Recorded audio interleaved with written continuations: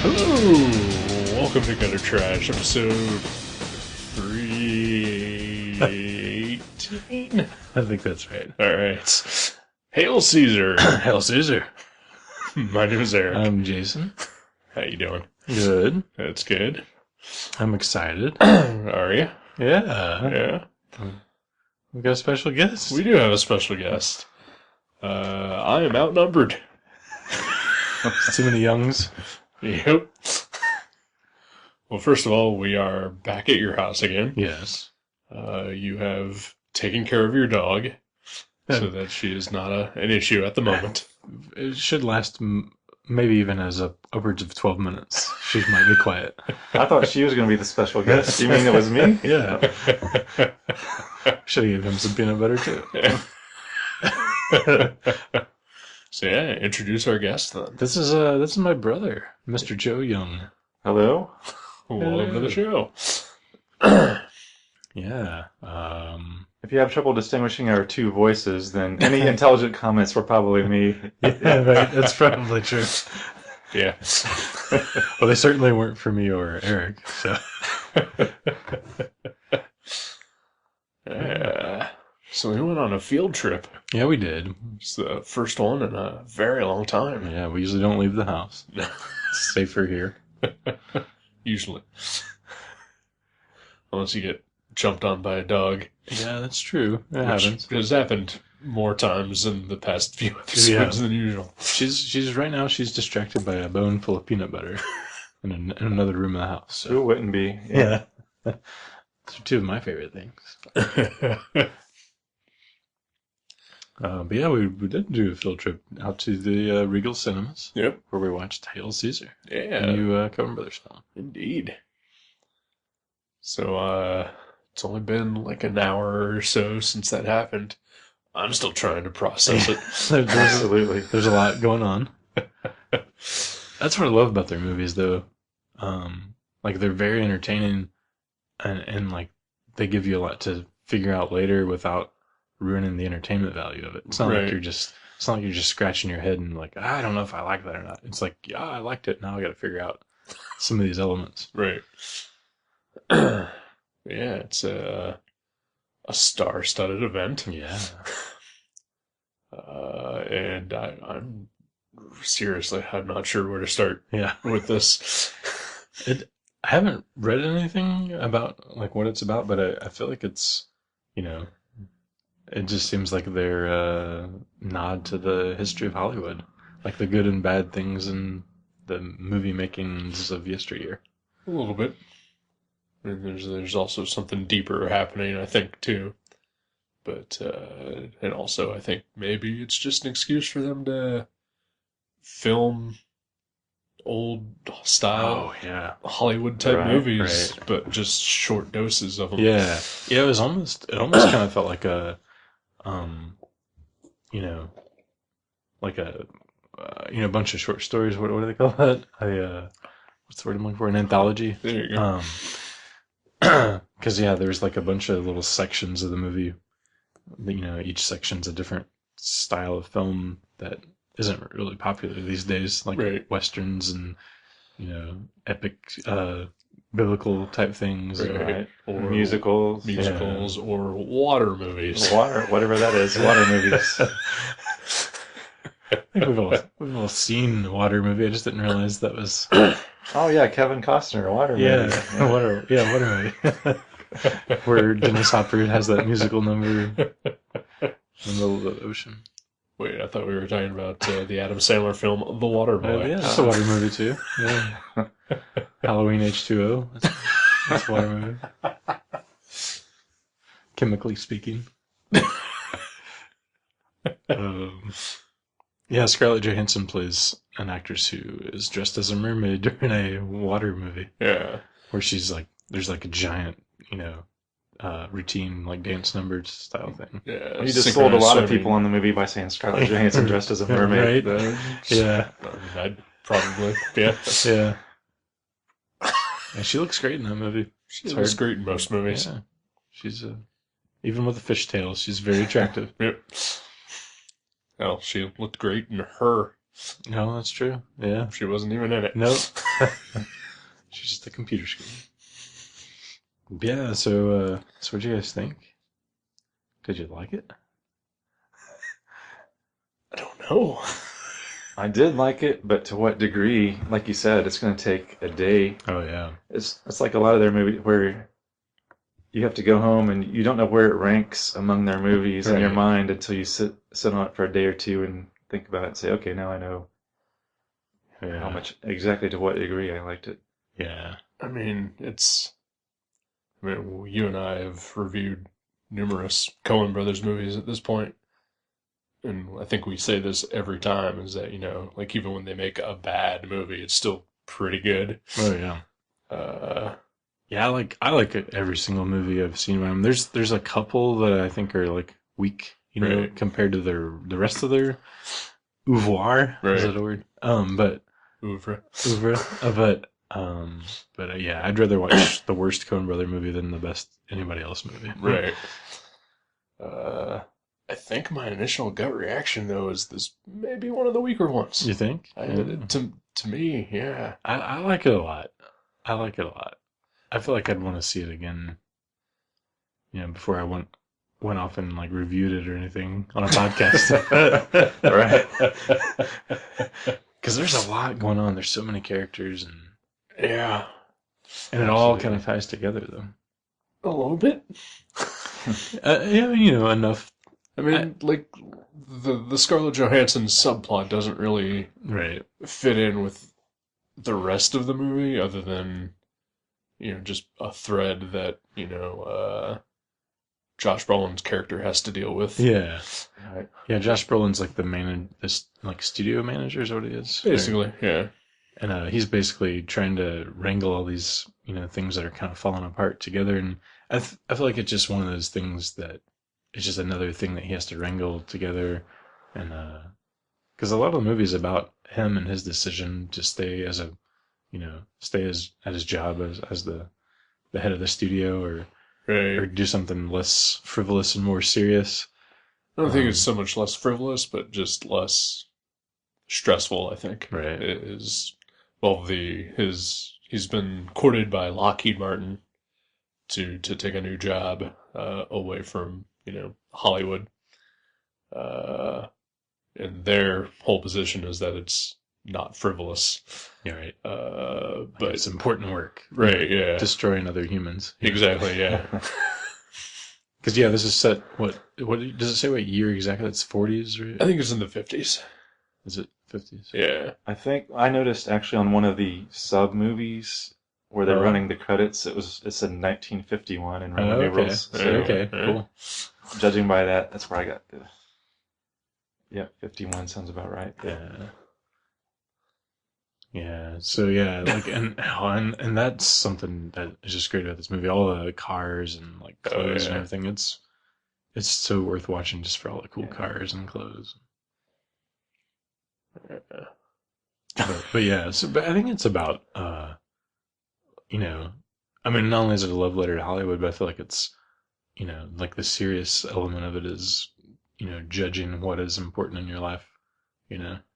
See, I mean, there's that aspect, but I think, at least at the end of the movie, what I feel they were actually trying to say is that I think this was a movie about God. Yeah. A lot of their movies have biblical elements to them. Yeah, I think this one maybe more so than the others. Right. Because within this movie, Hail Caesar, there is a movie being filmed called Hail Caesar. Right. So meta. Which I forget what the exact subtitle of the movie was, but it's like A Tale of the Christ or something like that. Right. And it's about like a Roman soldier who, like, at the end basically is supposed to, convert to Christianity, Right. and Because the one he's true God, He sees the kindness of Christianity or whatever. right? And Jesus himself, yeah. And so, yeah, so basically the Coen brothers made a movie about making a movie about Jesus and turned that into a movie about Jesus. But a really hilarious movie about Jesus. See, that's the thing. I don't know if this was truly hilarious. Oh, really? There's Like- a lot of parts I thought were really funny. I did too, but like I think even like Burn After Reading, I feel was funnier. Hmm. You know, Oh Brother, Where Art Thou? I think was by far. Oh, yeah. You know, That a one- funnier yeah. movie. Yeah, That's just like a stellar movie, though. no, it's true. Like they just knocked it out of the park on that one. Yeah, But I love the music in this movie. Like there's like a musical number with Channing Tatum, and Right. that was great. No, it was wasn't. actually. Well, Eric traditionally doesn't like musicals, or singing in general. yep. But the lyrics are really funny, and it was just It was pretty funny. Yeah. I'll admit that. uh, The homosexual overtones Yeah. of it was pretty great. yeah, everybody's in sailor costume and doing weird dances with one another. Yeah.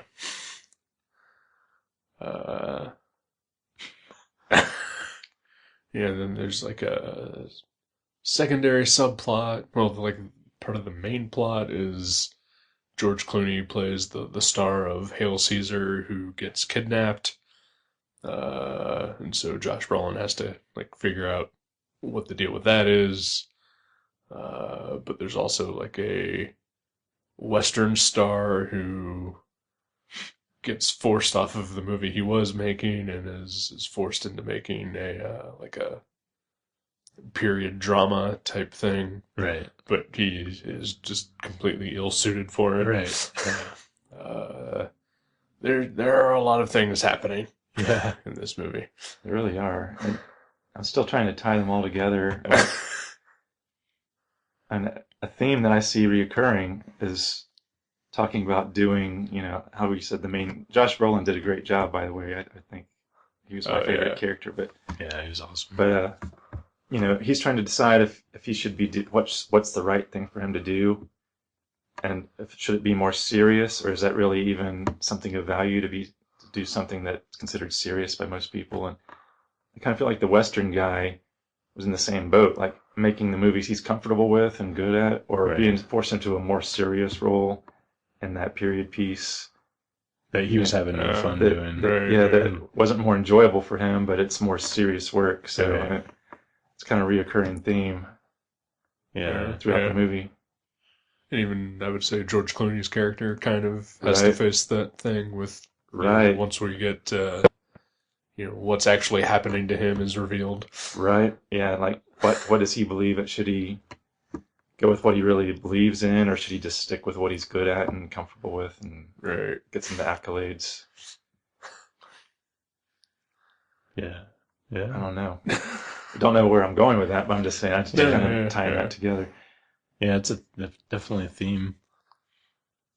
But I feel like, I think mostly like what I got out of it was like them just paying tribute to all the different like old Hollywood I things. mean, yeah, that is definitely a thing that's happening.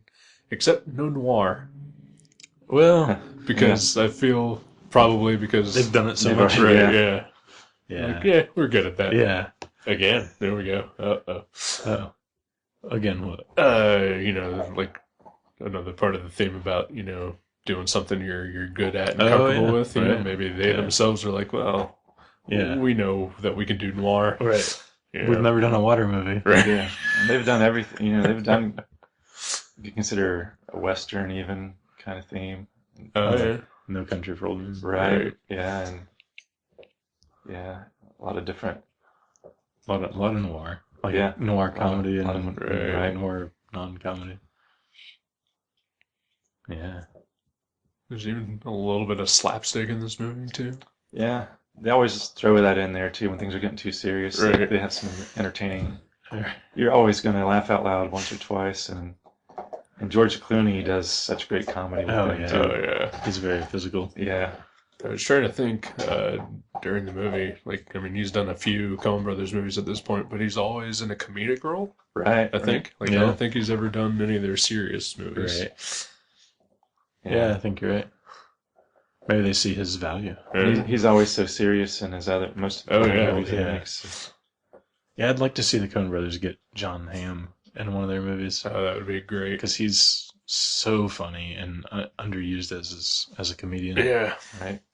Yeah, like the only people that seem to really use him for his comedic value are like other comedians. Right. Yeah. Yeah. Like if he guests on their shows. That's right. Yeah.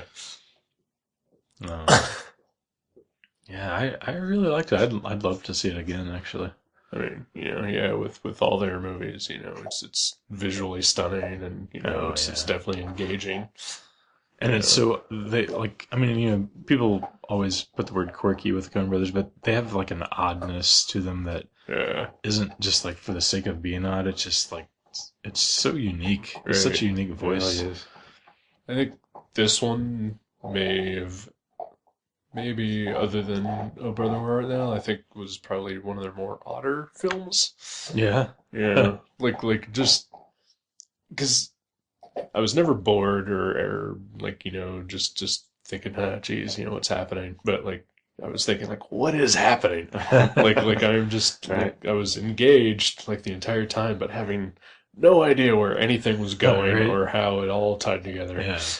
And I mean, I'm dumb, so maybe it's just that. But I think it's just the way they make movies. Yeah, they just have a way of getting you to go along with them right, and take you to weird places. Which is that's they're my favorite filmmakers, and I think it's because they don't take themselves too seriously, but they could if they wanted to right, because yeah, they're that good. yeah. Like that's what I like about them. So I'm gonna go off on a little bit of a tangent here. Comic book writer Matt Fraction wrote a blog about a week or two ago. Uh, Basically, it was like his musings on the movie Fargo, and talking about how the scene where Frances McDormand meets up with like her old college boyfriend, Oh, Micah Katagia, or right? whatever his name is. Yeah, and how basically the entire scene between them just sort of doesn't fit in with the rest of the movie, and it's just kind of weird, and it's funny or whatever, but why is it really there? Like you could take it out and it has no bearing on the movie whatsoever. Right. And so he basically dissects that it's there to show that throughout the entire movie, Margie, the character, never shares the screen with evil. And the only time in the movie that evil encroaches on her, like she pushes it away, like she is stronger than evil, and that's the Mike character. And so he like explains this whole thing about how, like every time that she is confronted with the many horrible people in the movie, like they are never in the same shot together, Huh. except for that one instance. Really? Yeah, That's interesting. yeah, kind of blew my mind a little bit. Yeah, I never noticed that. Yeah, because like when she's driving Pete Stormare away, Yeah. like she's in the front seat and they keep cutting into the back seat. Right. Like, yeah, you can only see like a blurry reflection of him sharing the same shot with her. That's interesting. And so basically it's just proving that, to the last detail, they are meticulous about what they are doing.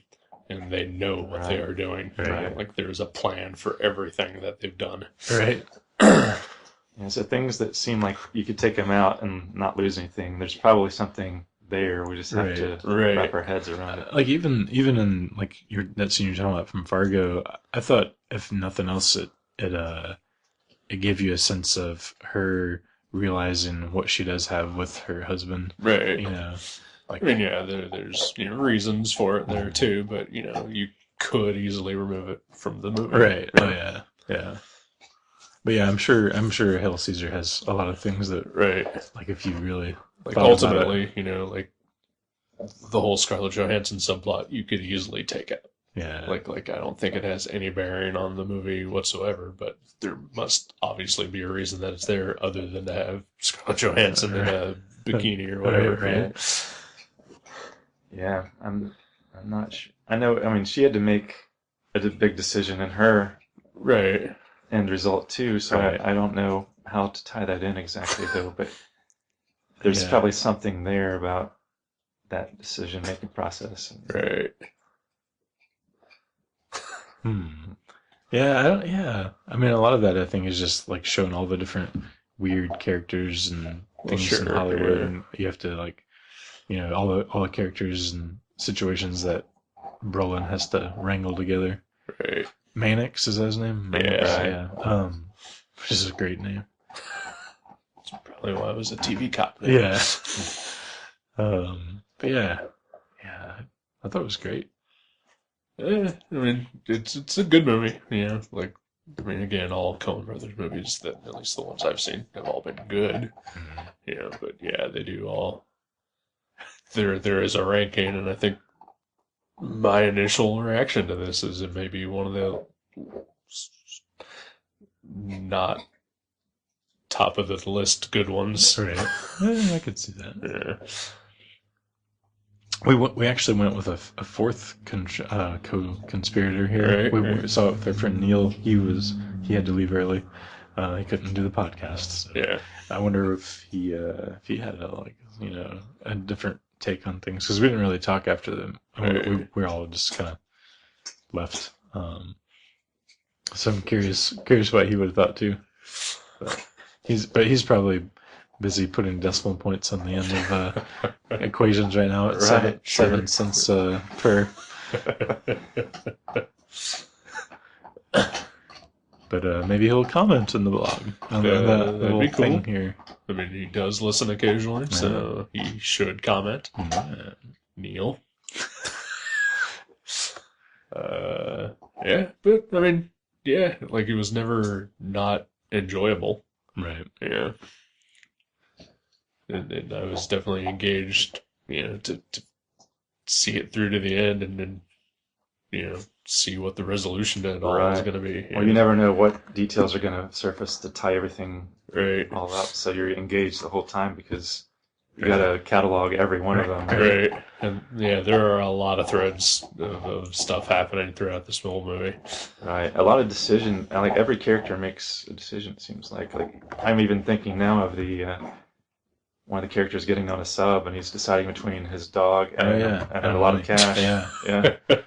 Yeah. I'd go for the dog. Yeah. Clearly, I love my dog. She's on the podcast right now. Yep. There was something funny too. Actually, before the movie started, there's this, like, it actually made me chuckle out loud. But I went up to the teller. I think you were getting your ticket on the automated thing. Mm-hmm. And I went over to the teller, and I was like, "I'd like the 7.15 Hail Caesar," and she goes, "Hail Caesar," and like it was just funny because like I said Hail Caesar, and the very next thing I heard was her saying Hail Caesar, and it was just. It felt like we were in the same club. I was like, "Hail Caesar!" She's like, "Hail Caesar!" Do you give some sort of salute or anything when you did it? I don't believe. I mean, we exchanged cash for tickets. So there's like a little bit of some secret code going on there. Paying tribute to Caesar. Right. I just thought that was funny. Yeah. So, I mean, it's worth watching for sure. Yeah, as most of their movies seem to be. Yeah. But it is one of their comedies. So Yeah. if you go in knowing that. And then there is an unfortunate amount of singing and dancing. It was a perfect amount. It wasn't too much. Yeah. I mean, there really weren't. There's like maybe, what, 2? There were 2 scenes, but the Channing Tatum one seemed to go on for a very long time. All right. I thought it was fun. That was very fun. But yeah, I think everybody will get something out of it too. Yeah, and basically entertainment for one, but also just it'll make them think about something too. It's not just your typical slapstick comedy. Yeah. And I'm sure I'll think of something 2 days from now that would be great to have said. That's what I always do. Like after we do a movie podcast, because the comics usually like we read them and a couple days later. Right. But yeah, the movies we usually record right after, and then like I'll be walking Edna like the next morning, like, I should have said something about that scene. Right. That happens a lot. Right. Comics you can digest more and like spend more time on a certain panel if it really intrigues you. Where movies you're at their pace. Yeah. And then I guess we could take like a week or so after we watch a movie, but I know that I would forget. We'd just forget. Right, we'd forget as much as we would have epiphanies. Right. I mean, like already, I'm sure I've forgotten something about the movie that I wanted to mention while we were watching it. Yeah. Yeah, there was a lot of loyalty questioning too. Like, communism and what's right and like what's effectual. Like it was kind of funny when they were like the communists were the writers were talking about all awesome, subtle communist propaganda they hide in the movies, Right. and how proud they were of it. And it was all like George Clooney was like, I guess I saw that movie. I guess like. So it was just funny how people are like, yeah, they're so proud of like, all the minds they're changing sometimes, and it's like maybe they should just take it less seriously, and Right. because you're actually not doing what you think you're doing. Yeah.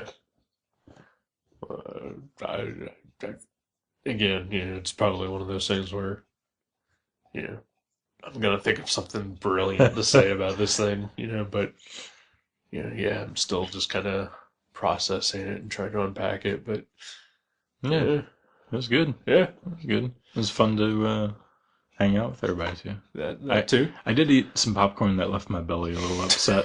I had some butter-like substance. Right. on I, top was, of it. I would call it butter, but yeah. That's why it's not butter, but I see. That's why I'm a pretzel guy. Yeah, right. Yeah. You went the smart road. You had a Yeah. pretzel.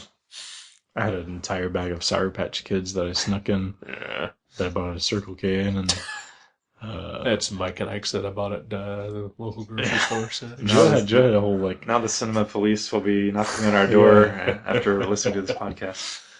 Joe had like cans of pop and like all kinds of stuff. I'm not sure how you snuck that in because I'll teach you. It's All called right. keystering. He learned it during his drug mule phase. Right.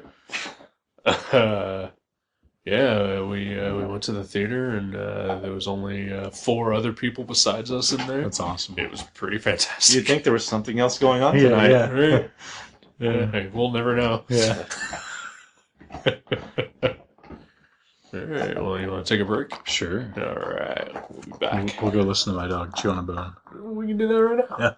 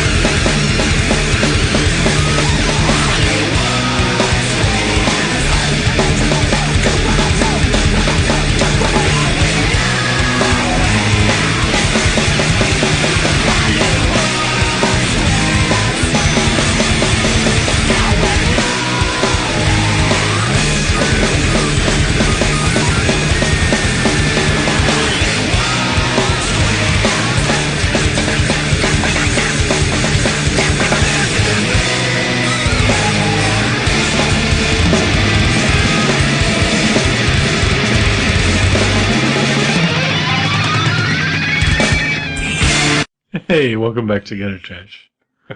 Hello. Howdy. Howdy. So, Joe, how are you? Excellent. Excellent. I'm excited to be the first time guest. Oh, yeah. Yeah. Yeah. You get mentioned quite a bit on various episodes. I'm trying to remember, like, what do we, how we, I'm sure we have, but Yeah, we Just talk random. about things that have happened to us in the past, and maybe they'll remind you of a story. I apologize for those things already. It's usually nothing bad. yeah. Mostly Yeah. involves comics or toys. Right, yeah. That sounds about right. Maybe a movie or two that you guys watched as kids or whatever. Oh, yeah, that's something that, when I was a kid, the first Coen Brothers movie I saw in the theater, my mom took my brother and I to see the Hudsucker Proxy. Wow. So whatever year that was. Right? Yeah. I don't think, like, I didn't even, I was like, oh, there's a movie about, like, a hula hoop or something. I didn't know it was a Coen Brothers movie. You know, I didn't know. I think all I'd ever seen was Raising Arizona, which, Yeah. that was, like, the first Coen Brothers movie we ever watched. Right. I loved that one. Definitely one of my favorites. It's a good one. I haven't seen that in a while. I've probably seen that more than any other three Coen Brothers movies combined. Really? Because I've just watched it so many times over the years. I think I've seen it maybe 2 or 3 times. Yeah, me too. Fargo is probably, I've seen maybe 3 or 4. Yeah. So, yeah, one more. Wow. There's still quite a few I haven't actually seen. Really? Yeah. Oh, wow. Mostly they're newer ones, actually. Yeah. Like, I don't think other than No Country for Old Men was maybe the last new one that I watched. Wow. You didn't see Inside Llewyn Davis? I did not. There's a lot of singing in that one. Yeah. There's more so than in this one, actually. I feel like I would be okay with that one, though. Yeah. Just because, it's part of the... The narrative. Yeah. It's about a singer, so like, I Right. would be mentally prepared. Unlike, when Channing Tatum just kind of starts singing. I know that it's part of like the musical movie that they're making, Right. but it's set up like a musical. So it's like you're watching the musical. Right. Yeah. Which is that people just break out into song, which is the thing that I hate the most about musicals. That definitely could have been a scene from a 50s Oh, movie. yeah. Oh, yeah. Absolutely. So well choreographed. And Right. Yeah. Yeah. But yeah, Hudsucker Proxy, that's a weird one to first go see at the theater. Yeah. Was it just like, Oh, no, I had no You idea. loved it from the beginning, though. I remember. Like, I think you were really impressed leaving the theater. Do you remember that? Oh, yeah. Yeah, I loved I it. think you were saying that was one of your favorite movies ever. was it something that you wanted to see that I you think just I like, don't think we really knew a whole lot about it. Yeah. But I knew it was a Coen Brothers movie, and Because, I didn't even know it was a Coen Brothers. I was just like, oh, that looks funny. no, my mom. We should get her in here as a guest Yeah. and see what she thought about it. 'Cause Yeah. it's not her typical cup of tea, but I think she even liked it Right. for what it was. I mean, it's got some. Most of their movies have something for everyone. Oh, know? yeah. Yeah. So that is also a fairly good movie as well. Oh, yeah. Jennifer Jason Leigh's amazing in the movie. Yeah. Bruce Campbell's in that. Yeah. Yeah. Small role, but yeah. Yeah, I guess they were pals with the Raimi and Oh, yeah. Campbell troupe. I think they started out like as like Raimi's editors. Right. Yeah. Yeah, because I think they worked on a movie called Crime Wave with him. Yeah, but I think they knew each other before then as well. Okay. So, yeah. Because, Crime Wave was Raimi's first non-Evil Dead movie. Right. Yeah. Which I've also never seen, but It's weird. it's also hard to get a hold of a copy. Yeah, it's probably not in print. Yeah. Yeah, I think I watched the VHS copy that a friend of mine had in high school. Yeah. Edna's over there sharpening her teeth. Yep. She's ate all the peanut butter in the other room, and now she's here to join us on the show. I Sure. thought it was Sure. it needs some ambient noise in the Yeah. background. It is kind of like I was listening to some Japanese noise the other day when I was driving around. It is kind of like run that through like a oscillating filter, and you Yeah. get yourself a Merchbow record. There you go.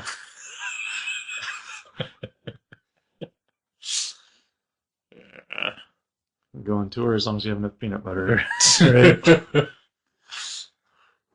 That might be really popular. Like all those noise guys that have to have like some sort of niche, to hang their hat on. And like one guy makes his own guitars with like they each have like his name's Soulmania, and they have like necks shooting out in every direction, and he just uses them to make noise, like crazy noise. I could be the dog guy. Yeah. There you I go. could just have like a contact mic like strapped to her collar or something. That'd be great. Yeah. So Joe, tell us a little something. A little something. Yeah. We are great interviewers. Yeah. I see you prepared that question in Yeah. advance. Yeah. I saw Barbara Walters ask Jeffrey Dahmer that question.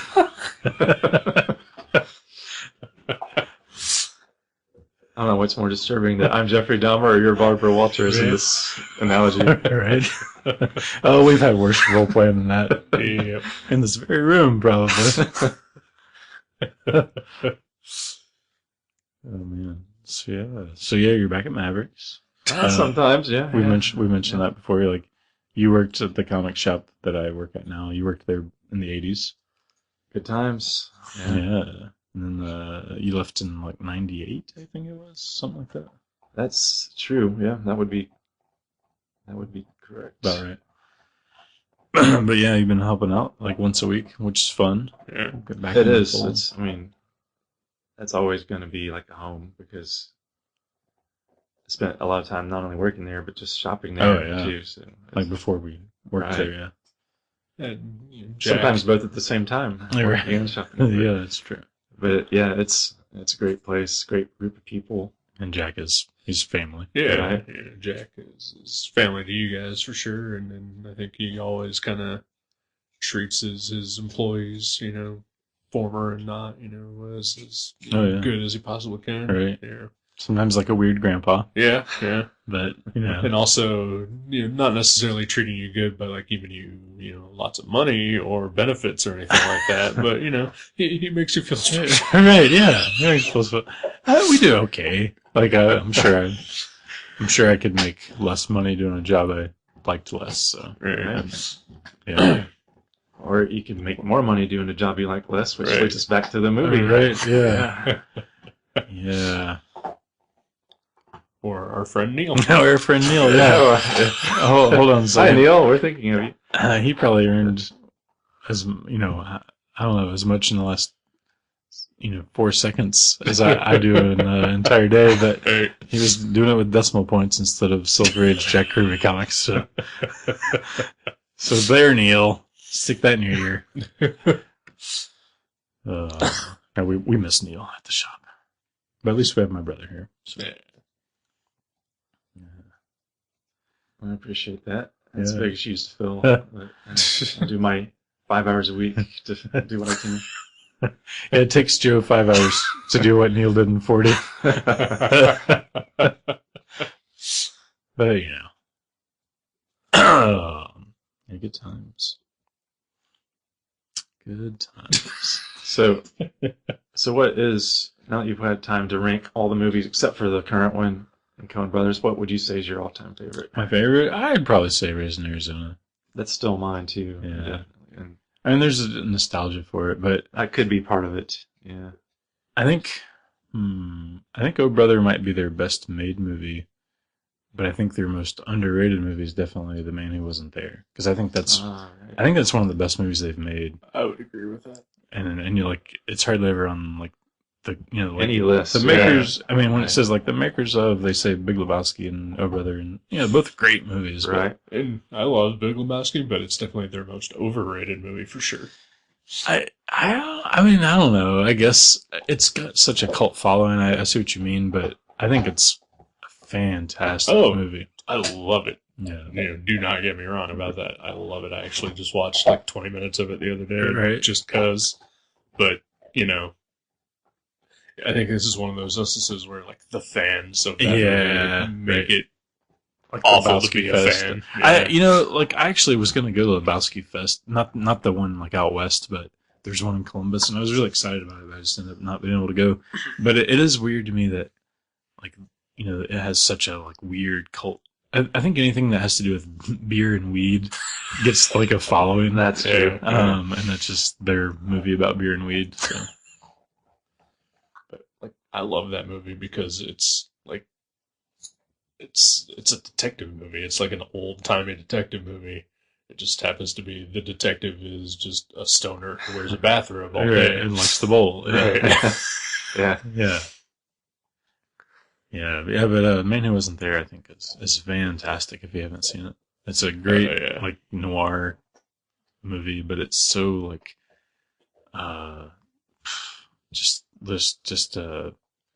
it's funny, but in, like, a deadpan kind of way. Oh, yeah. And it's just got a lot of great actors in it. I don't know. Yeah, I think that's the most underrated one. I think it's definitely the best thing Billy Bob Thornton has ever done. Yeah. Yeah. Yeah, definitely. Maybe even Tony Shalhoub. Yeah, oh yeah, Tony Shalhoub is oh my god, he's so good in that movie. What's his name? Freddie Riedenschneider, yeah. Yeah, he's so great in that movie. He's got so much dialogue that's so quick-witted and insane. Yeah, it's good stuff. Yeah, what's your favorite? Oh, Big Lebowski. Yeah? No. I think it's underrated.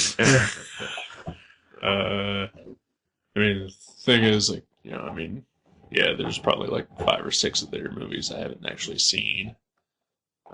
And the ones I have, like, I've maybe only seen once. But I think probably the one that stuck out to me the most after watching it was Brother, Where Art Thou? Yeah.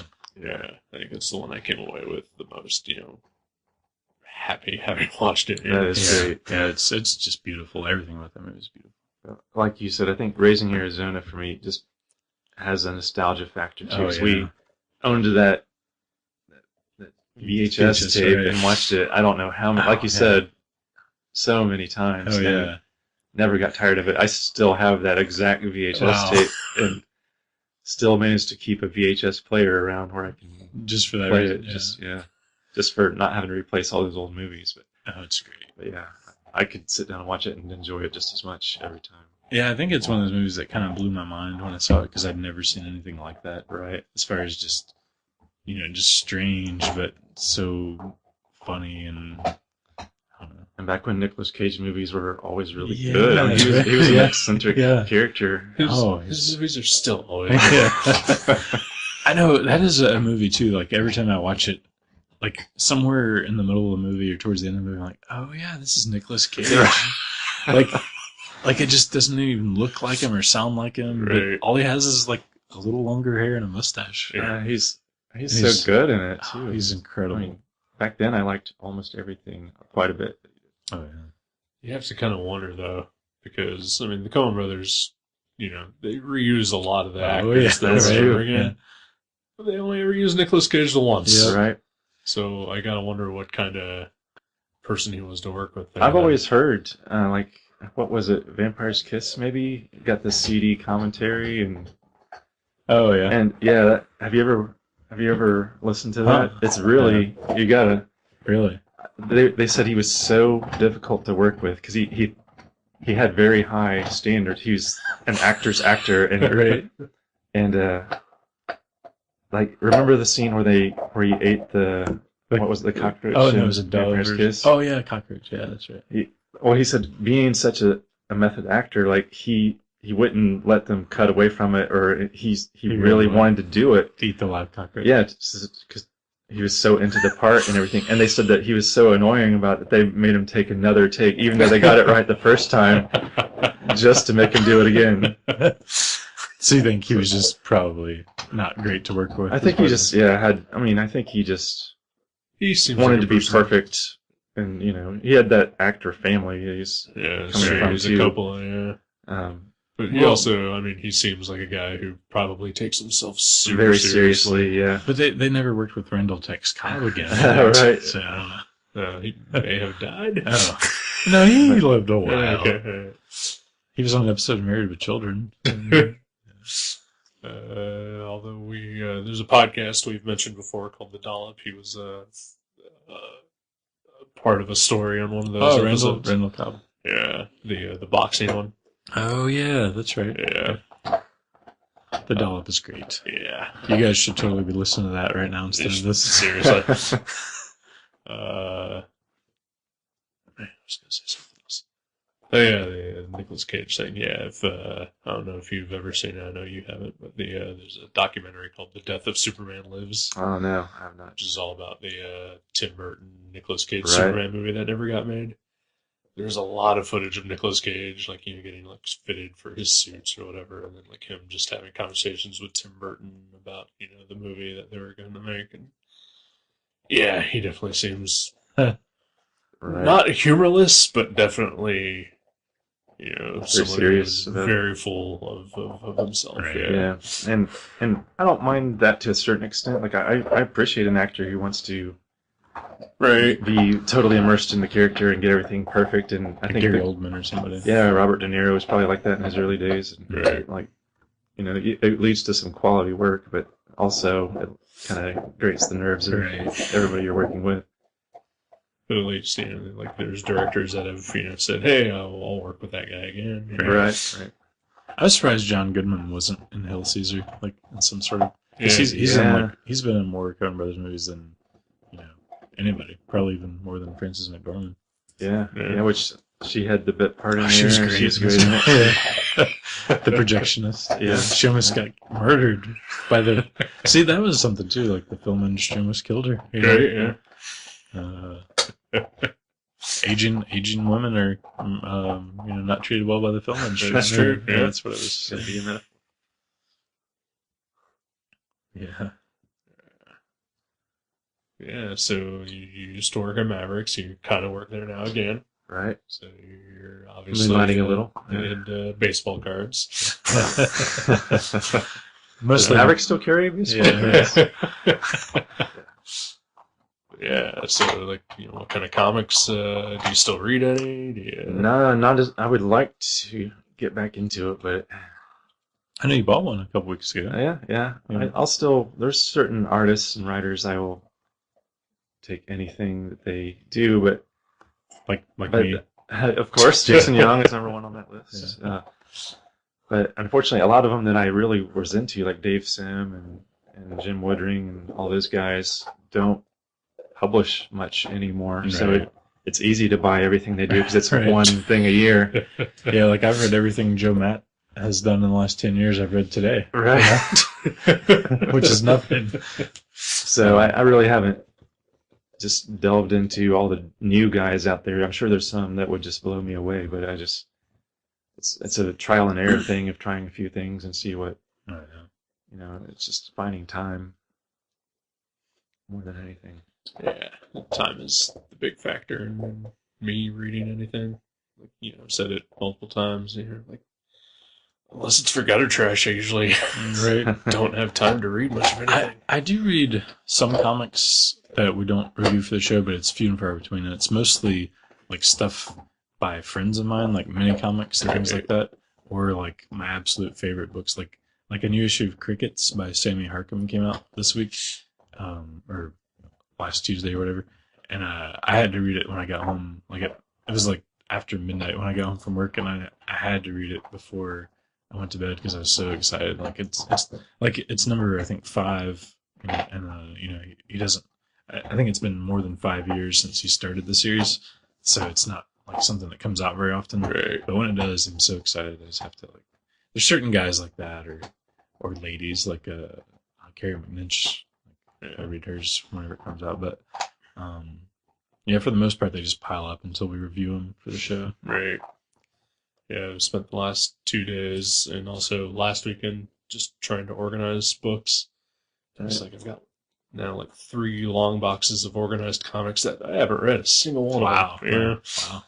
Right. And then I'm to the point now where a lot of my favorites from, how long has it been? Like 90s, that'd be 25 20 years ago that I can pull out comics that I know I love and don't remember a single thing about Right. it. And That's kind of cool, though. yeah, Yeah. and so I could read that series versus going out and buying something new that I may or may not like. But what if your tastes have changed so much that you're like, oh, the Flaming Carrot's just not funny anymore? Yeah. That does happen. Not with Flaming Carrot, of course, Right. but there's been some books where they don't hold up quite as well as I Yeah. remember. But then there's others where I remember reading them, but I honestly don't know when I turn the page what's going to happen. That's kind of cool. That's a cool feeling, or maybe it's a scary feeling. Entering senility already, but Well, I think, your mind remembers some things that are important. Like, you remember that you liked it. Right. Like, your mind's like, or I just assume that since it's in my collection. Yeah, But that's kind of good that you don't remember every detail. Yeah. I mean, it's not even just detail. It's like, is this character going to get killed? oh my or God, I don't even remember. Clark Kent is Superman? Yeah, this is news. Oh my God. Yeah. So, and the good thing is, the more senile I get, then I can read the same book every year, or even daily. You just own one comic. Right. Just read it all the time. Right?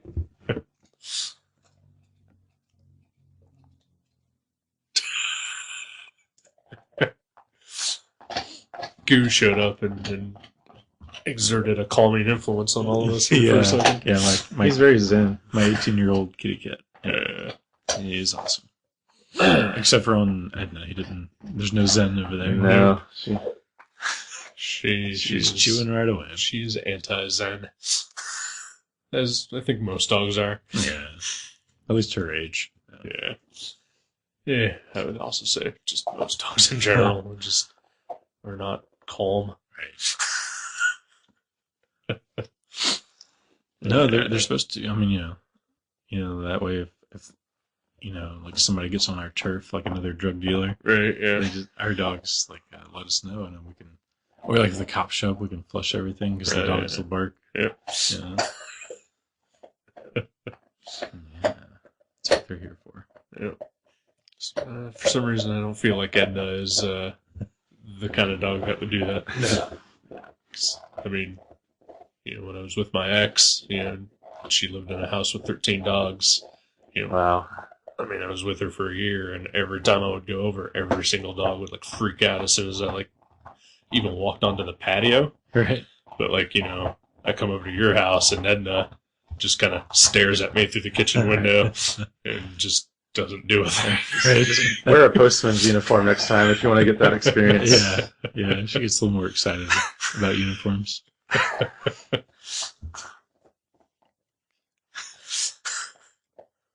Yeah.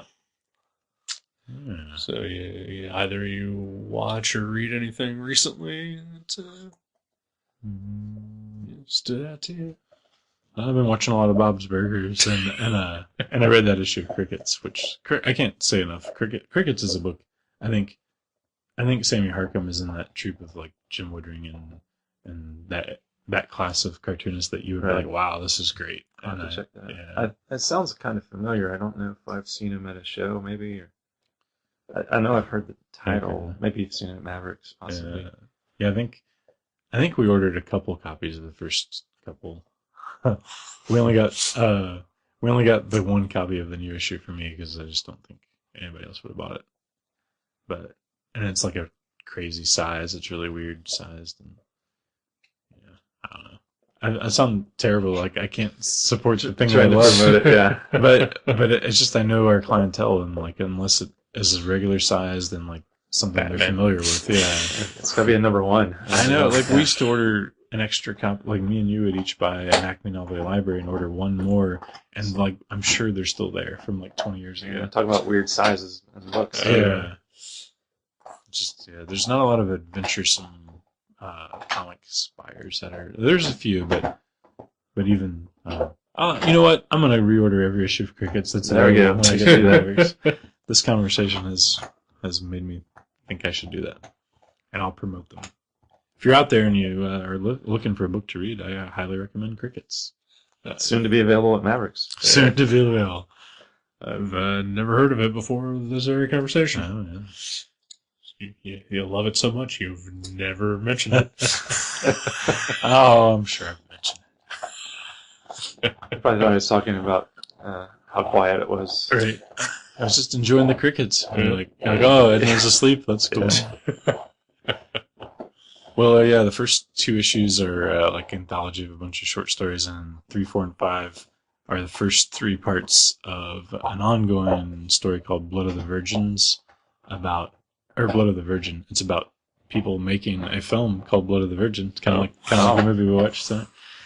But it's fantastic. How about you? Read anything good? Haven't really read anything lately. But I did watch a movie today, which was pretty enjoyable. It was a documentary. Hail Caesar? Huh? Other than Hail Oh. Caesar. While I was organizing my comics, I watched a movie called Electric Boogaloo, the story of Cannon Films. There was a movie studio in the late 70s and throughout the 80s called Cannon Films, and they made basically every terrible movie that you've ever heard of. Like Over the Top? Over the Top, all the Death Wish sequels, not the original one. Most of anything Chuck Norris was in throughout the 80s. The Alan Quatermain movies with Richard Chamberlain. Yeah, they also managed to get the rights to make Superman 4 and the Masters of the Universe movie. So Top-notch stuff. top-notch stuff. Basically, it's about the 2 guys who ran it were these Israeli immigrants who were filmmakers back in Israel, and they came to Hollywood to make it big, and they basically, originally never made a movie for more than like $100,000, and all Those all looked about that quality level. yeah, and they basically, if it didn't have a lot of sex or nudity, they didn't want to make it. So they knew their market. Yeah. And like there's a quote in it where they're talking about Superman 4, and it was only made for $25 million, which, I mean, for a movie of that type is not really a lot. And there's like a short interview with the main guy, Menachem Golan, and he was like, basically, like, if he had like $50 million to make a movie, like, he wouldn't know what to do with that much money. Like, he can make 50 movies with that. So basically, everything just done as cheaply as possible, as quickly as possible, and usually as badly as possible. That's where we got the idea for this podcast. Kind of.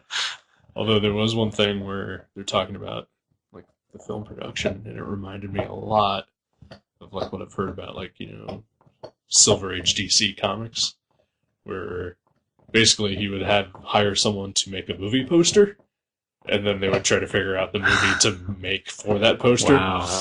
Where, like, in DC Comics, they would make a cover and say, "Hey, here's your next issue." Right. Yeah. Like, it's Superman's marrying a gorilla. Right. They're like, oh no, I gotta draw that. So it's pretty good. I would definitely recommend that, especially if you have any kind of love for terrible movies. Electric Boogaloo. Yeah. That sounds good. Yeah. Oh yeah. The greatest stinger of the movie was like throughout everything, basically like the producers were trying to like jump onto like different trends, like, this kind of movie is big, so let's try to make one first, and that was kind of the thing, like, hey, we have $1,000, let's crank out this movie in a week and throw it out there before the big studios do it. So at the very end of the movie, there's just like text where the guy who made the movie was like, yeah, we tried to reach out to Menachem Golan and Yoram Globus to be interviewed for the movie, but they decided to make their own documentary about themselves first, and it came out 3 years before this.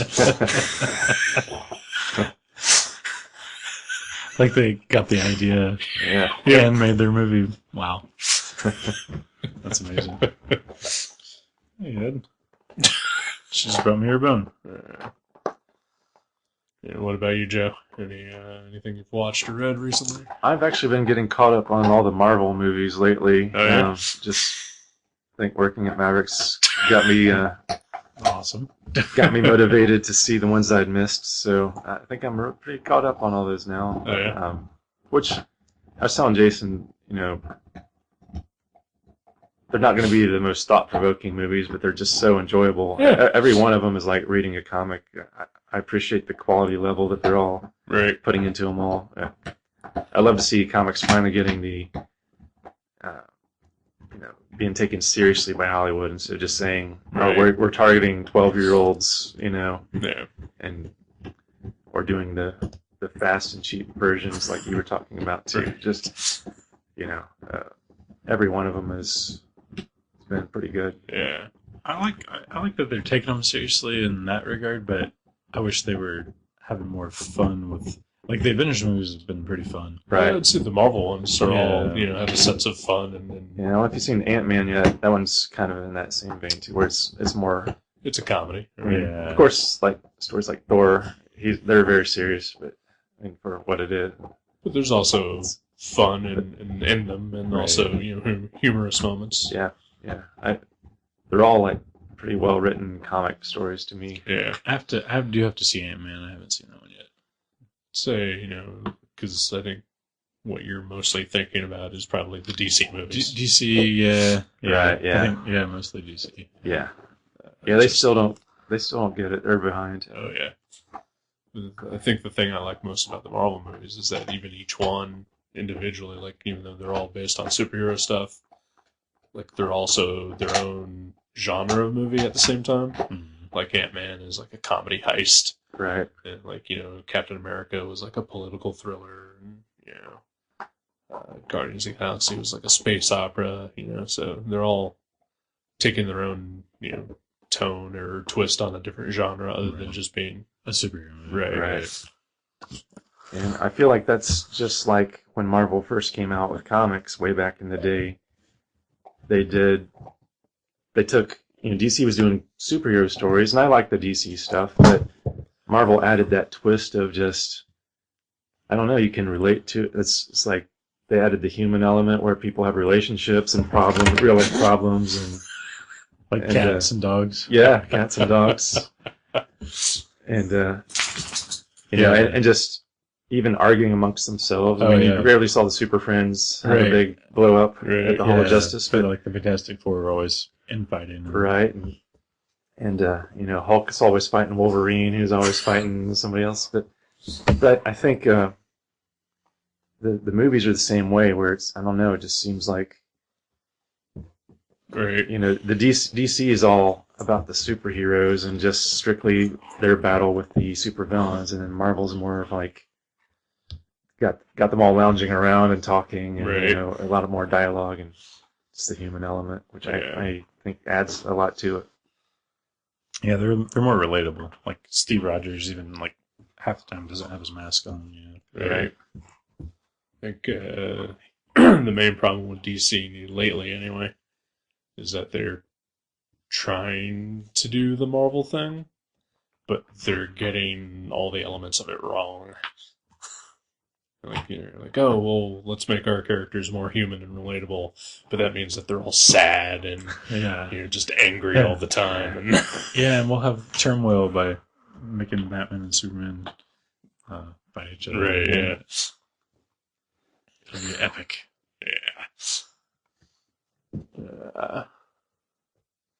Yeah, well, I have started reading something, but it's going to be for the show. Oh, okay. So once I finish reading that, I'll hand them off to you, and hopefully we can talk about it on the next episode. So I have decided that our next pick is going to be an Image comic, 6-issue miniseries. I know you're fighting. I'm being attacked by a cat and a dog. Right? No. No bite.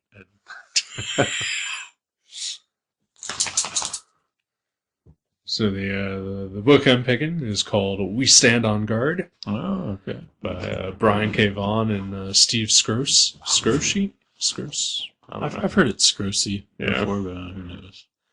But yeah, it's an Image book. 6th issue of it just came out not too long ago, and I think the trade is due out fairly soon. Sweet.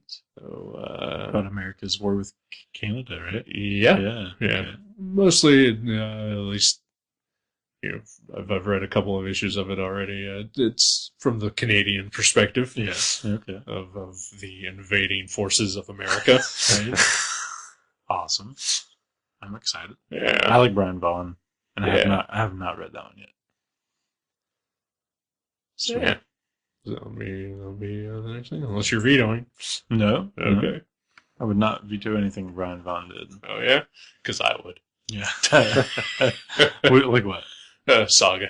Oh, really? Yeah, Really? I have zero interest in reading Saga. Really? Oh, but you have read it? I have not. Really? Yep. That's bizarre.